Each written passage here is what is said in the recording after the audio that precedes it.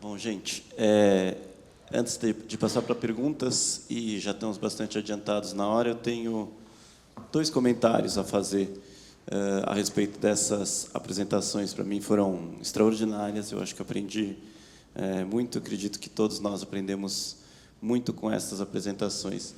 E dois pontos que dizem respeito a todas essas apresentações. A primeira delas é que os 4 trabalhos eles rejeitam a ideia de que o futuro está dado, em que nós estamos aqui simplesmente esperando um futuro que, quando normalmente a gente tem esta atitude, o futuro nos reserva tragédias. E eu acredito que os 4 trabalhos mostram que o futuro ele é algo em disputa, pelo menos para estes agentes sociais que estão dentro da sociedade civil, no Estado e também na academia.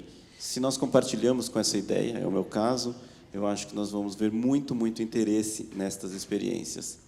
Por outro lado, se a gente já acha que o futuro é algo que está dado e que não há nada em disputa, acredito que veremos muito menos interesse nesses exemplos, não tanta potência.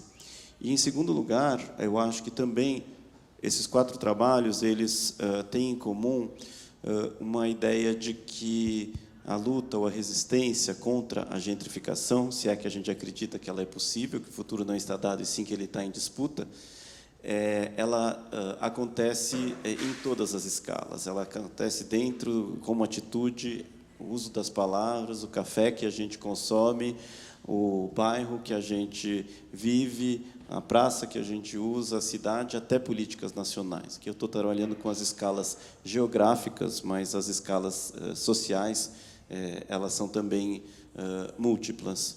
E, novamente, eu acho que se a gente acredita que essas escalas,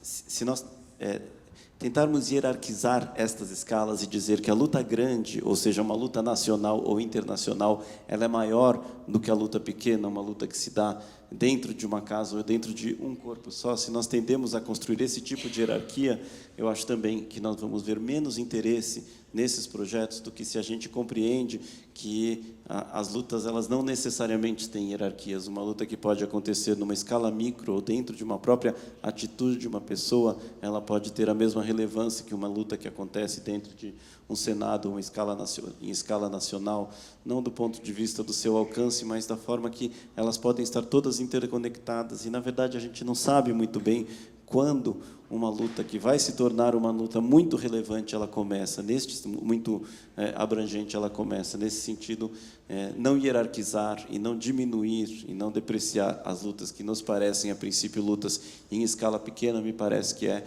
uma estratégia que faz sentido. Pelo menos, se nós compartilhamos desta ideia, eu acho que vamos ver muito, muito interesse e muita esperança também nas estratégias que foram aqui problematizadas. Ao contrário, né? Se nós temos uma visão hierárquica, só aquilo e masculina, do meu ponto de vista, só aquilo que acontece num nível grande, num nível nacional, é aquilo que tem relevância, e tudo aquilo que acontece embaixo disso, e quanto mais abaixo, ou seja, mais feminino, aí está acontecendo, menos relevante é. Também acho que a gente vai ver pouco interesse e pouca relevância ou pouco alcance nos exemplos que estão aqui colocados. Como eu já falei, vocês podem imaginar, eu não compartilho de nenhuma dessas ideias. Sim, não, para mim o futuro não está dado, ele está em disputa, e aquilo que a gente está plantando agora pode significar um futuro diferente, e eu tampouco acredito que existem lutas que hierarquicamente são superiores do que outras. Eu acho que todas elas têm a sua própria relevância, principalmente porque elas devem ser compreendidas em seus próprios termos. Quais são os horizontes, quais são as disputas, o que é que está em jogo em cada uma dessas lutas, e aí a gente consegue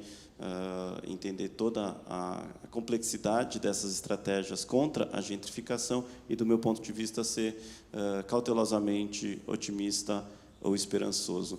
Isso é aquilo que esses 4 trabalhos eles me despertam.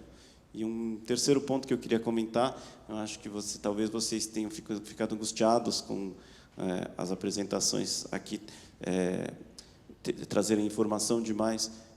eu que tive o privilégio de ler os trabalhos e que, se os autores autorizarem, a gente vai fazer anais públicos desse seminário. Aquilo que foi passado, muito brevemente, está bastante problematizado em todos esses textos. Eu acho que eles são textos que podem ser muito relevantes se a gente compartilhar aquilo que está colocado neles. São menos questões e mais comentários que eu tenho para colocar. Aí, Perfeito. última vez, abrir para perguntas, os resistentes que estão perguntas, aqui. por favor, otimista e revolucionário ao mesmo tempo, né? Tá, estamos acabando com o seminário, vamos para a luta. Angélica. Hello. I'm going to try to make my question in English, in Spanglish, no sé. Well, I first of all want to congratulate all of you. Your works were so interesting, and I felt so touched because you abort some subjects and some areas that I have studied a lot. My not question, but I would like to give you a problematization about the supranational entities as the European Union and, of course, United States, and the whole politics that was implanted, especially in these countries that you talk about in Europe, about opened the regulations about the financialization of the housing and, of course, of the city, the tourism, and all these of these problematics that we are talking about. I mean, from the South, I have my vision, but I would really like that you put your insights about this problematic, because I see that, for example, Germany and Switzerland and all these countries in the center, they are not that affected by this financial crisis, but they are profit a lot. They took a power that make other countries that are more vulnerable, as Portugal, Greece, and Italy, Spain, to implant social spends. I don't know. Cut the social spends. So.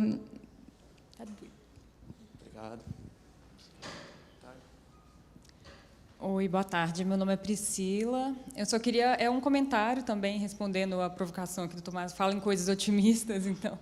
E quando o Renato estava falando, me lembrou muito de Sertor, que é um filósofo, sociólogo, né, que fala justamente das micro-resistências cotidianas, né, das táticas, dos pequenos golpes, das táticas microbianas, que é bem essa resistência difusa, né, que às vezes não está se organizada num movimento social, mas é aquela que acontece no dia a dia, quando as pessoas atravessam a rua fora da faixa e vão construindo seus caminhos, né, pela cidade.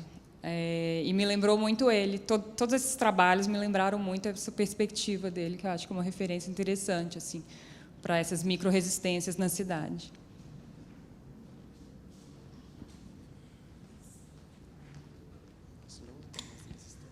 Boa tarde, meu nome é Beatriz, eu sou daqui, mas eu sou uma pesquisadora do IPUR, no UFRJ. O seminário, essa coisa da gentrificação e das dimensões internacionais, e agora ela falou de como certas políticas são supranacionais, eu fiquei tentando pensar como se a gente tem uma difusão de políticas públicas, de corte de gasto ou de liberalização no mercado, como a gente pode aproveitar essa difusão de políticas públicas para fazer a difusão dessas estratégias de resistência, no sentido, e talvez seja isso que a gente esteja fazendo aqui, de certa maneira, mas como a gente pode aproveitar a exportação das regulações, que muitas vezes fazem que as pessoas, se não passem por processos exatamente de gentrificação, passem por processos de expulsão, como a gente pode aproveitar elas para também fazer a difusão das resistências, das maneiras de resistir.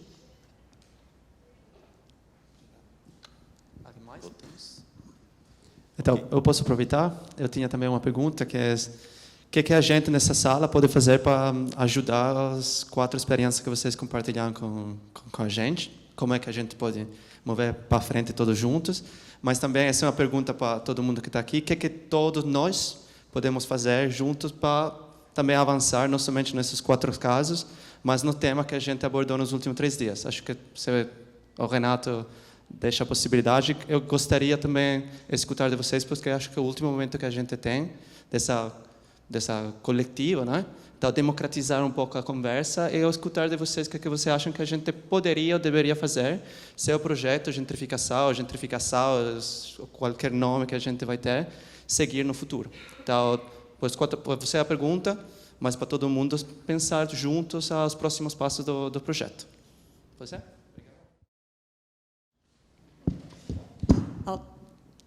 I'll say something just quickly to that. I mean, one thing that I was thinking, especially during these last sessions, was I think it would be really exciting for tenants and organizers in different parts of the world to be able to visit each other and learn from each other. I mean, I'm just thinking about people I work with in DC being able to go to Barcelona and just see, there's something very powerful in going somewhere and seeing for yourself and meeting with people. And that was actually the other research that I was going to present today that I didn't, was about a group of tenants from Washington, D.C. who went to Johannesburg, South Africa to help those tenants start housing co-ops in the 1990s. And there was this really interesting kind of cross-Atlantic exchange that they had in the 90s, before the internet, before, when it was much more difficult to make communication. But I think one thing that's exciting to me, also as a teacher working with students who are entirely working class, worried about displacement, of their own homes in the city, to be able to think about making a trip to Rome or to Barcelona or Lisboa, and how could we, or here, learn from each other. And that's a small scale thing, but I think building those connections, not just among, someone who's privileged like myself and who I can leave my job for a week and get, but for other people, for people who are doing more organizing work, would be really exciting, I think. That's one idea. Yeah, I mean, I don't want to add and repeat, but I think that also to connect this question of Tommaso with the question of Angelica, I want to come back on the topic of awareness and development of counter-narrative on crisis, on tourism, on gentrification, on right to housing. I think that this is one of the key of the success of PA in Spain, because really apart of all the strategy against the law, changing the law, the really important things is create a legitimacy to this practice and to this narrative and discourse. And the things that is important is that at some point also some political parts and some institution shared this narrative. And I think that this, coming back to my conclusion, I didn't mention it, but I think that of course there are limits to the possibility of a city council in a global and neoliberal world. And in the mechanism of management of the city, of the economy, in a context of huge austerity measure as in Spain, this power is really limited, but I think that it's really important that also institutions start finally to use a different, completely radically different narrative and language that valorize the right to housing, the right to stay put, the right of people affected by gentrification, tourism, and not the need of market, and start also to think about how to decommodify this aspect of the daily life.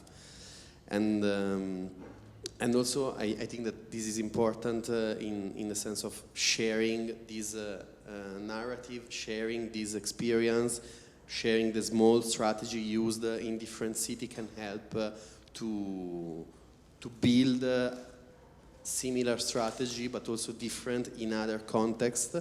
And in this sense, I think that always speaking about Pa is interesting, the work because that Pa did, because there is an open, a really open-minded approach to hosting people from other countries, explain them how the movement works. On a daily life, hosting people that are researching on social movement. I'm part of the movement. I'm going to the weekly assembly, and I was welcome in the movement. So there is no like fear of sharing the politically daily life of the movement. And then the other part is that there is an attention to the link with other social movement and experience at international level. So there is an international commission that work on maintain and create these links. And on this topic, on this part, I suggest you, if you want to have a deeper view on the experience of Pa, there is a really beautiful documentary that is called Siete Días en la Pa de Barcelona. Is subtitled in different languages. I did the subtitle in Italian, and I'm sorry, it was not really really good, but in English is better.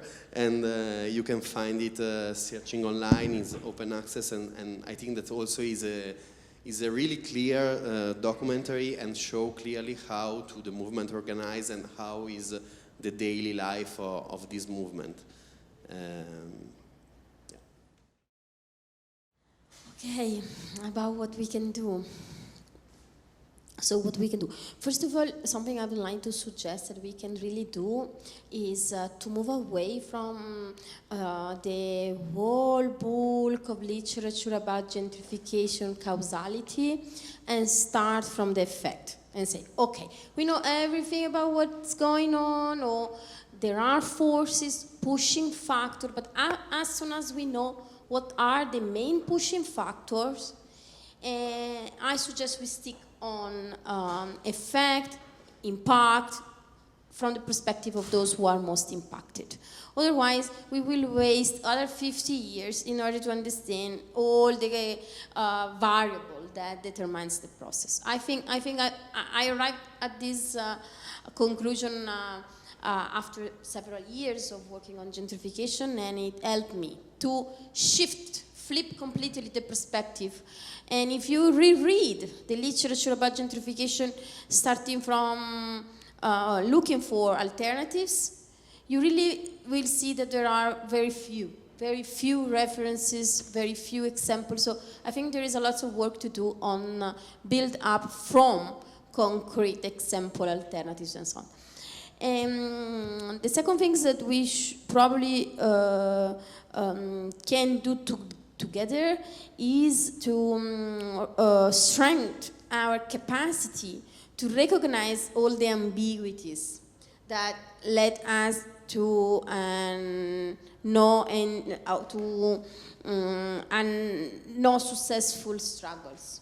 And I think gentrifying neighborhoods are landscape of contradiction between two different tenants can be different goals.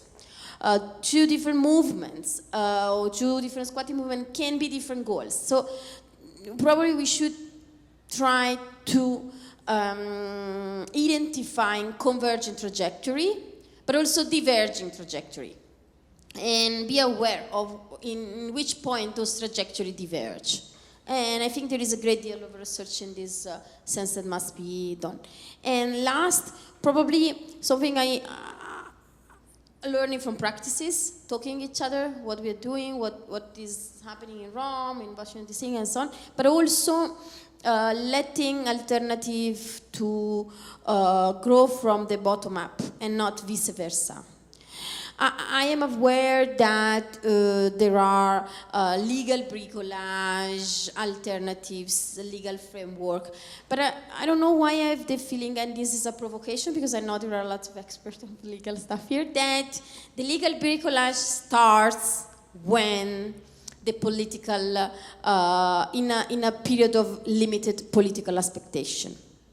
So when planning has lost his capacity to plan, to do planning properly, the legal bricolage starts where housing policy have failed.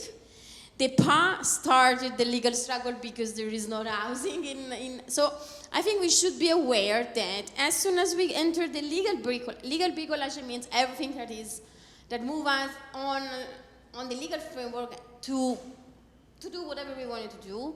I think we are already not loser, because I want to keep the positive vein that Renato is pushing here, but we must be aware that we already have lost on several other aspects.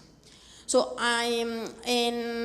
if I can say the very, very last things, I'm very curious and I want to learn more about the social ownership and collective ownership, but according to my experience, the majority of the requests, collective requests, are related to the role of the state. So the state needs to be back in buying out property which are unsold, buying out property and converting them into social housing.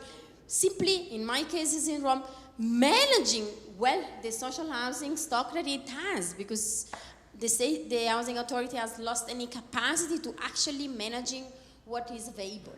So I'm convinced that of course we need to multiply our strategies, and having social ownership does not necessarily mind the capacity of the state to do what the state can do.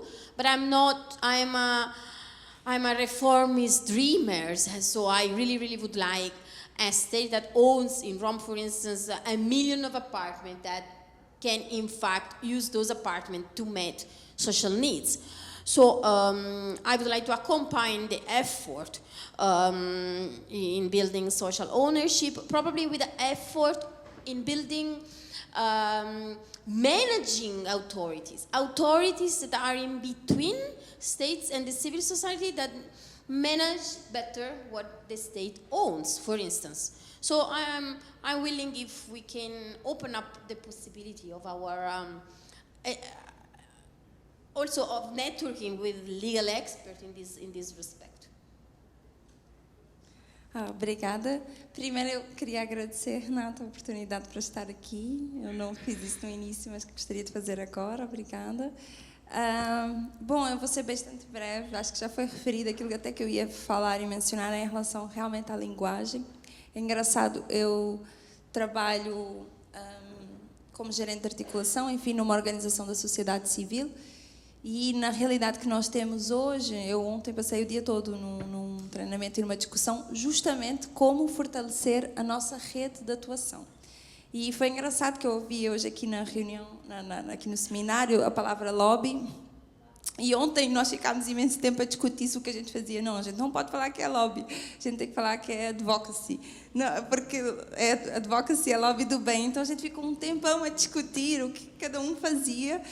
E aqui foi dito justamente lobby. Então, assim, e como fortalecer a nossa rede? Então, como fortalecer a nossa rede para sermos mais, já que os movimentos eles estão bastante fragmentados, e quanto mais fragmentados, mais difícil é a otimização do seu trabalho, até as boas práticas a gente não sabe, então pode muito aprender dos casos dos outros, e também as narrativas. Então, justamente como incidir, como mudar a nossa realidade, é também como incidir num mundo hoje que tudo, então aqui na realidade do Brasil, em que tudo é comunismo, né? Tudo é marxismo. Como a gente falar de um problema tão complexo que nós temos, não são soluções assim, não é uma receita de bolo que a gente tenta aqui e resolve tudo, é um problema complexo, então envolve vários atores, e vários atores que têm de alguma forma de sentar e conversar.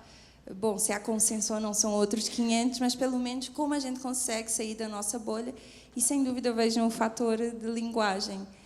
mudar as nossas narrativas, não as nossas pautas, mas pelo menos as nossas narrativas de como a gente vai chegar lá e articulando também a nossa rede. Então eu vejo por aí. Obrigado. Quer falar? Não, eu queria saber se tem alguém que quer participar também dessa conversa, né? Se alguém tem sugestões, ideias. Mais. Eu queria agradecer a todos. Foi incrível as diferentes experiências. Eu queria falar um pouco de Barcelona e um pouco falando o que faremos, né, em face à gentrificação. Eu tive uma experiência lá nesse último ano, principalmente bem perto de uma associação de moradores de um bairro que está recebendo uma pressão especulativa muito forte. Só para dizer que, mesmo com tantas boas iniciativas, como a PA, ou mesmo os 30%, enfim, ainda existe muita coisa e a força especulativa é muito forte. E essas pessoas, essas comunidades, lutam constantemente. Eu acho que o que a gente tem que ter sempre em mente, e aqui eu parafrasei um pouco o Mujica, é que a vitória nunca é definitiva. Então, acho que tem que estar sempre lutando, mas ganhando, vencendo pequenas, tendo essas pequenas vitórias no caminho, né? Acho que a gente nunca vai conseguir acabar com a gentrificação para sempre, mas a gente tem bons exemplos, e saber que a vitória nunca está ganha, né? Que nunca está ganha, que a gente vai ter que continuar lutando. E com muitas pessoas incríveis ao nosso lado. É isso.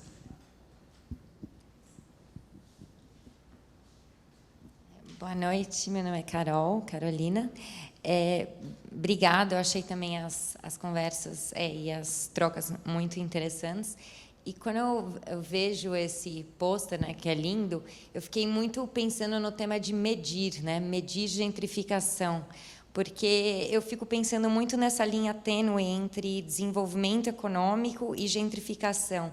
E aí eu fico pensando o tema de como é importante realmente trabalhar nesse commons, porque algumas vezes, quando você já vê que está acontecendo a gentrificação, pode ser muito tarde, porque quando você começa a medir, você já está tendo impactos muito grandes, e as pessoas já estão sendo deslocadas. Então, como que a gente consegue trabalhar com essas diferentes forças para... Porque, assim, algumas pessoas definiram já gentrificação com conotação negativa, mas gentrificação pode ter várias conotações, né, algumas vezes.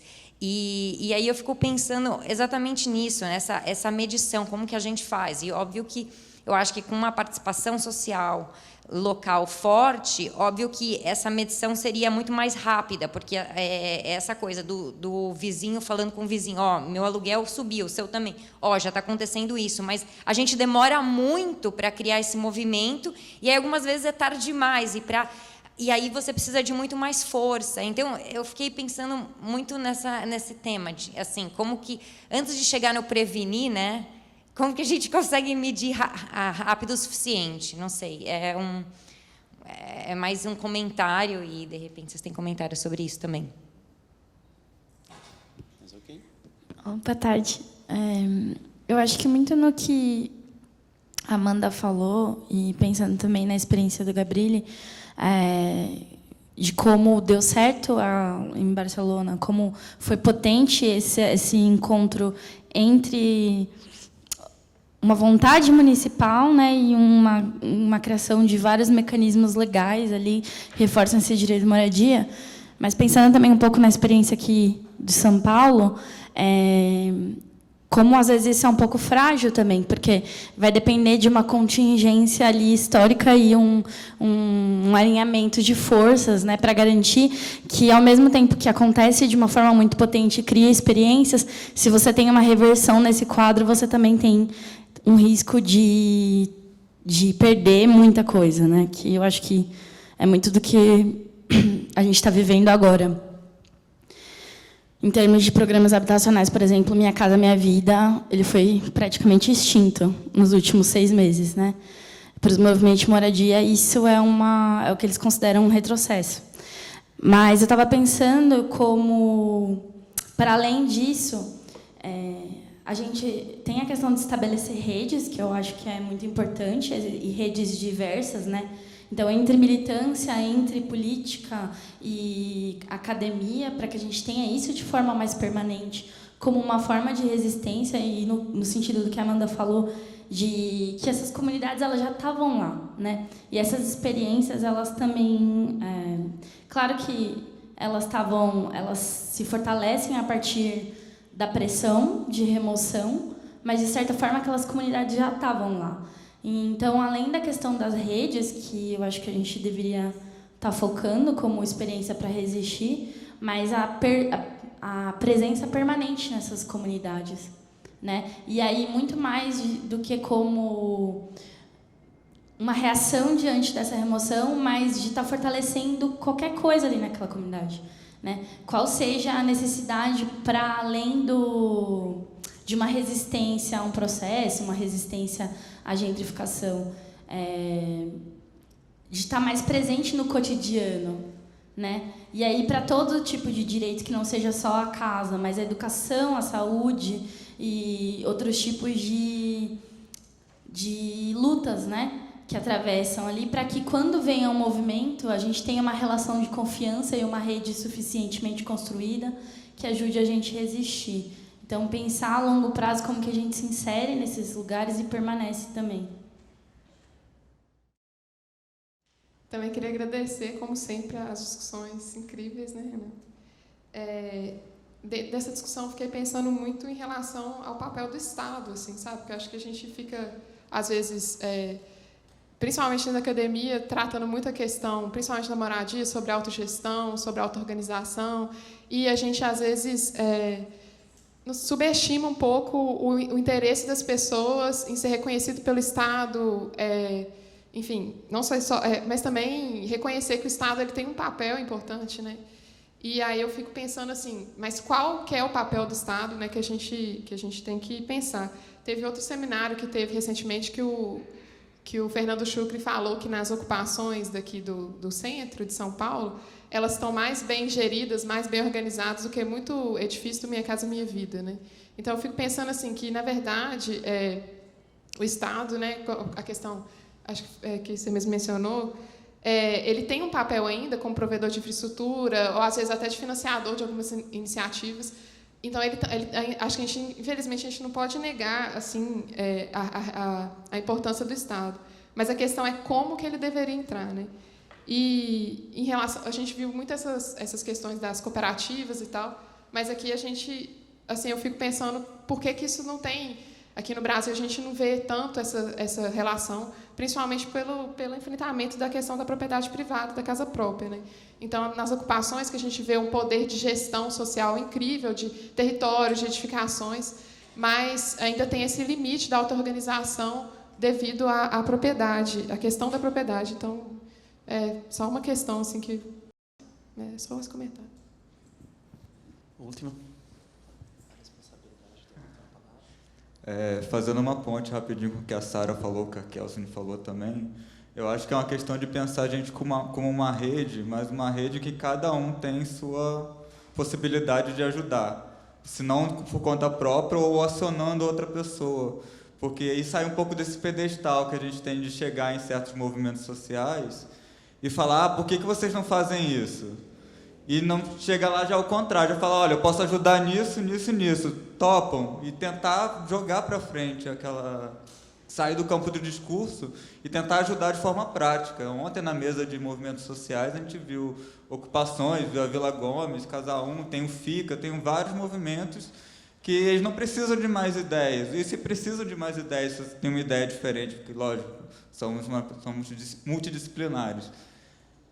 Porque já não chegar tentando botar elas em prática e não só jogar aquela ideia para ele, fica aí pensando com essa ideia. É isso. Acho muito importante essa ideia que fazer rede não significa obrigar as pessoas a fazer as coisas, mas criar uma plataforma que pode conectar tudo, né? Se posso falar, o Properties in Transformation é uma plataforma onde movimento diferente, acadêmico diferente, pessoas com ideias diferentes se juntam.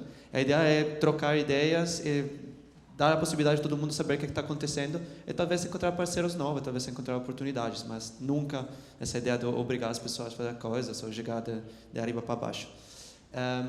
Concretamente, eu invitaria todo mundo a compartilhar o mais possível o que aconteceu nos últimos dias e tomar quando o conteúdo do paper vai circular, de verdade dar visibilidade ao que aconteceu nos últimos 3 dias, mas também ajudar a gente a reforçar essa rede. Então, cada um de vocês tem redes, pessoas, movimentos acadêmicos, parceiros, companheiros, que estão trabalhando sobre temas parecidos, que estão trabalhando dentro da luta, no Brasil, na Latinoamérica, Europa, onde seja. Eu acho que um dos projetos poderia ser todos juntos mapear isso para fortalecer o movimento, de maneira que o futuro seja não todas as vezes recomeçar de zero, mas seguir andando, seguir na direção que hemos começado nos últimos 3 dias. E também podemos tirar uma foto todos juntos, né? Poderia ser. Então, se todo mundo vir para cá, talvez alguém que está aí em cima puder ajudar a gente a tirar uma foto da coletividade da gentrificação. Pode?